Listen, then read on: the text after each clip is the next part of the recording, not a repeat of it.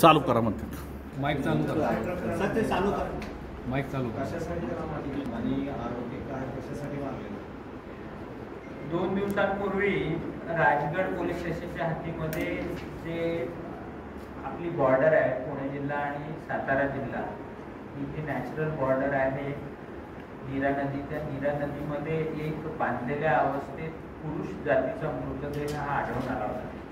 त्या मृतदेहाचा तपास केला असता तो मृतदेह लोहारा जिल्हा धाराशिव इथल्या एका व्यक्तीचा होता असं निदर्शनास आलं.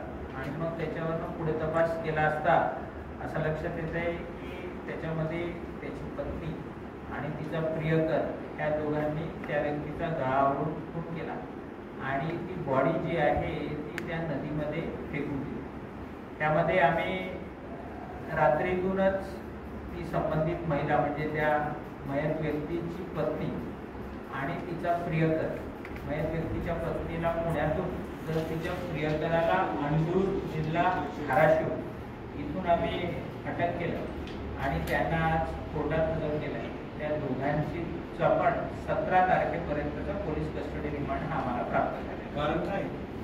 प्रायमा फेसी जो आम्ही तपास करतोय त्याच्यामध्ये असं निदर्शनास येते की अनैतिक संबंधांमधनं हा खून झाला असावा. पुढील तपासाआधी त्याच्यामध्ये अजून काही निष्पन्न होत आहे ते बघावं लागेल. मृतदेहाची ओळख कशी पटवली? मृतदेहाची जी ओळख आहे त्याच्या कपड्यांवरनं आम्हाला जो टेलर मार्क मिळाला तो लोहारा जिल्हा धाराशिव इथला होता आणि मग त्यावरनं त्या टेलरशी संपर्क करून आम्ही तो व्यक्ती कोण आहे याची ओळख पटवली. त्याचे जे चुलत भाऊ आहे त्याची जी एक्सटेंडेड फॅमिली आहे त्यांच्याशी संपर्क साधला आणि मग त्याच्यानंतर गोष्टी ह्या अवगत होत गेल्या. कुठं मारलं होतं? पुण्यामध्ये काळे पडळ ह्या भागामध्ये त्या संबंधित आरोपीला मारण्यात आलं होतं आणि त्याची डेड बॉडी जी आहे ती आमच्या हद्दीमध्ये फेकण्यात आली. आरोपी गावावरून आला. आता हे खूपच लवकर होईल. आजच जेमतेम ही पीसी घेतलेली आहे आम्ही आणि त्याच्या तपासासाठी त्याच्यामध्ये निष्पन्न होईल.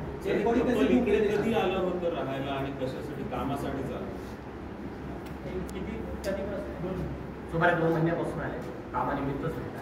सर, हा जो मयत आहे हा मिसिंग झाल्यानंतर बेपत्ता झाल्याची काही तक्रार कुठं दाखल झाली होती?